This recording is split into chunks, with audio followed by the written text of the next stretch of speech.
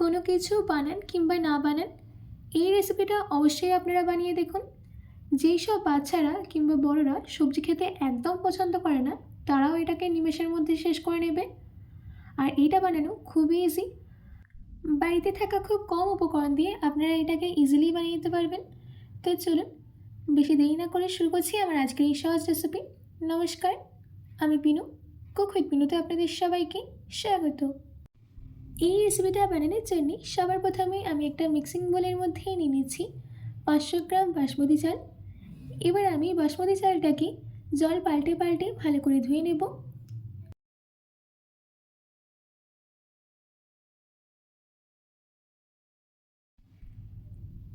চালটাকে জল পাল্টে পাল্টে ভালো করে ধুয়ে নেওয়া হয়ে গেছে। এদিকে পরিষ্কার জল দিয়ে চালটাকে প্রায় আধ ঘন্টার জন্য আমি ভিজিয়ে রেখে দেবো। আধ ঘন্টা বাদ চাল থেকে জল ছেঁকে নিয়েছি। এবার চালটাকে একটা সাইডে রেখে দিয়ে এদিকে কিছু সবজি নিয়েছি মটরশুঁটি, বিনস, গাজরটাকে আমি সরু করে কেটে নিয়েছি। আর তার সাথে নিয়েছি বিটটাকে দেখুন আমি এইভাবে কেটে নিয়েছি। এবার এই সবজিগুলোকে সাইডে রেখে দিয়ে একটা কড়াইয়ের মধ্যে দিয়ে দিচ্ছি 2 চামচ ঘি। ঘিটা সম্পূর্ণ গরম হয়ে গেলে দিয়ে দিতে হবে কিছুটা কাজুটাকে আমি ততক্ষণ ভেজে নেব যতক্ষণ না এর মধ্যে একটা হালকা গোল্ডেন কালার চলে আসে।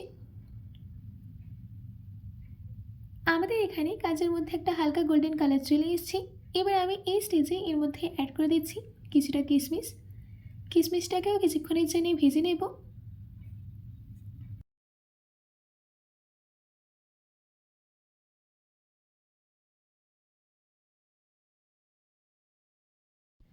দেখতেই পাচ্ছেন যে আমাদের এখানে কিশমিশটা ভালো করে ভেজে নেওয়া হয়ে গেছে।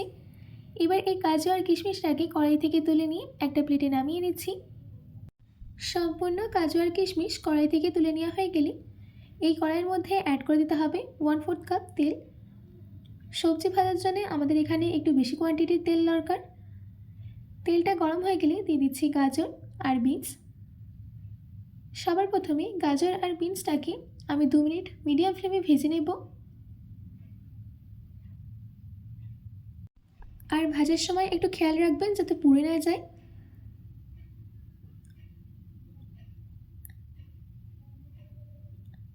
আমাদের এখানে 2 মিনিট হয়ে গেছে। এবার আমি এর মধ্যে অ্যাড করে দিচ্ছি মটরশুঁটি, তার সাথে অ্যাড করে দিচ্ছি 1/2 চামচ নুন। এবার মটরশুঁটিটা দেওয়ার পর আরও 1 মিনিটের জন্য রান্না করে নিতে হবে। রোজ রোজ একই খাবার না বানিয়ে আপনারা এইভাবে একবার বানিয়ে দেখুন, দারুণ খেতে লাগবে। আমাদের এখানে মটরশুঁটিটাও 1 মিনিট ধরে ভেজে নেওয়া হয়ে গেছে।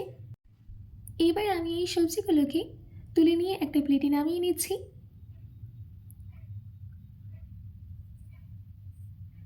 সব সবজিগুলো তুলে নেওয়া হয়ে গেলে ওই একই তেলে দিয়ে দিচ্ছি কেটে রাখা বিটটা দেওয়ার পরেও গ্যাসের ফ্লেমটাকে অবশ্যই মিডিয়ামে রাখবেন। আরও 2 মিনিট রান্না করে নেবেন।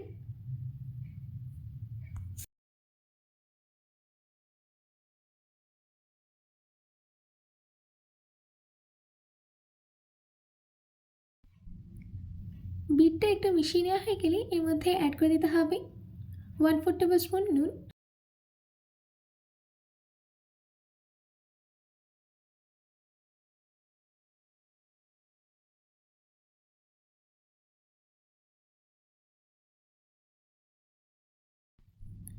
আমাদের এখানে বিটটাকেও 2 মিনিট ধরে ভেজে নেওয়া হয়ে গেছে। এবার আমি বিটটাকেও তেল থেকে তুলে নিয়ে একই প্লেটে নামিয়ে নিচ্ছি।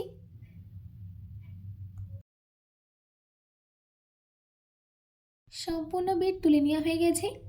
আর যে এক্সট্রা তেলটা ছিল ওইটাও বের করে নিয়েছি। আর কড়াইয়ের মধ্যে আমি প্রায় তেল রেখেছি 4 চামচ। এবার এর মধ্যে গরম মশলা অ্যাড করে দিতে হবে। দিচ্ছি 2টো তেজপাতা, 10টা গোলমরিচ, 3টে এলাচ, 6টা লবঙ্গ আর 1 স্টিক দারচিনি। এবার এই গরম মশলাগুলোকে 10 সেকেন্ডের জন্য সতে করে নিতে হবে যাতে এদের ফ্লেভারটা তেলের মধ্যে চলে যায়। গরম মশলার ফ্লেভারটা তেলের মধ্যে চলে গেলে দিয়ে দিতে হবে ভিজিয়ে রাখা বাসমতি চালটা দেওয়ার পর এর সাথে অ্যাড করে দিচ্ছি 1/2 চামচ হলুদ গুঁড়ো। এবার গ্যাসের ফ্লেমটাকে মিডিয়ামে রেখে চালটাকে 2 মিনিট ভেজে নিতে হবে।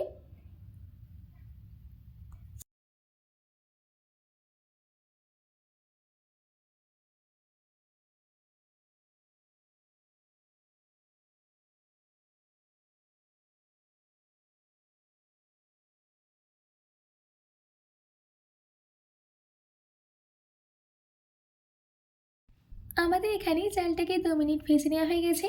এবার আমি এর মধ্যে অ্যাড করে দিচ্ছি হাফ চামচ নুন। নুনটা একটু বুঝে দেবেন, কারণ সবজির মধ্যেও নুন দেওয়া হয়েছিল।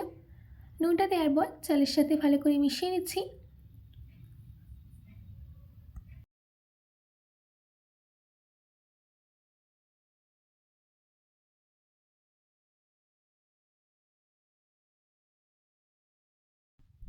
ভালো করে মিশিয়ে নেওয়া হয়ে গেছে। এবার আমি এর মধ্যে অ্যাড করে দিচ্ছি 3 কাপ জল। জলটা ততটুকু দিতে হবে যাতে চালটা ডুবে যায়।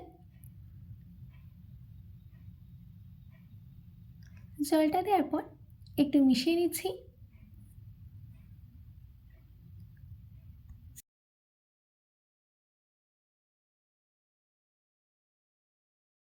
চালটাকে জলের সাথে একটু মিশিয়ে নেওয়া হয়ে গেলে ঢাকা দিয়ে গ্যাসের ফ্লেমটাকে মিডিয়ামে রেখে 8 থেকে 10 মিনিট কুক হতে দেব। 10 মিনিট বাদ ঢাকাটাকে খুলে আমি এর মধ্যে অ্যাড করে দিচ্ছি 5 চামচ চিনি। চিনিটা আপনারা আপনাদের ইচ্ছে মতো বাড়িয়ে বা কমিয়ে নিতে পারেন। তার সাথে অ্যাড করে দিলাম ভেজে রাখা সবজি আর কাজু আর কিশমিশ। এবার এই সব কিছুকে আলতো হাতে মিশিয়ে নিতে হবে। বেশি কিন্তু মেশাতে যাবেন না, নয়তো চালটা ভেঙে যাওয়ার সম্ভাবনা থাকে।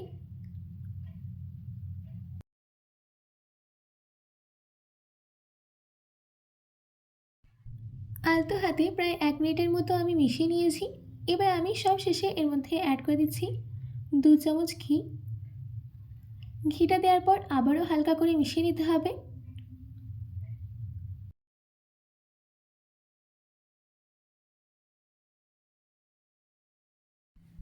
আমাদের এখানে ঘিটাকে রাইসের সাথে ভালো করে মিশিয়ে নেওয়া হয়ে গেছে। এবার গ্যাসের ফ্লেমটাকে অফ করে দিয়ে গরম গরম সার্ভ করে নিচ্ছি। আপনারা এই রাইসটাকে পনির, আলুর দম, চিকেন কিংবা মাটন এদের সাথে সার্ভ করতে পারেন, কিংবা আপনারা এমনিও খেতে পারেন। এমনি খেতে কিন্তু দারুণ লাগে। আশা করছি আমার আজকের এই ইজি অ্যান্ড টেস্টি রেসিপিটা আপনাদের ভালো লেগেছে। বাড়িতে এটি অবশ্যই ট্রাই করবেন ও কমেন্ট বক্সে কমেন্ট করে জানাতে একদম ভুলবেন না। তো আজকের মতো এইটুকু। আবার দেখা হচ্ছে অন্য কোনো রেসিপি নিয়ে। ভালো থাকবেন, সুস্থ থাকবেন।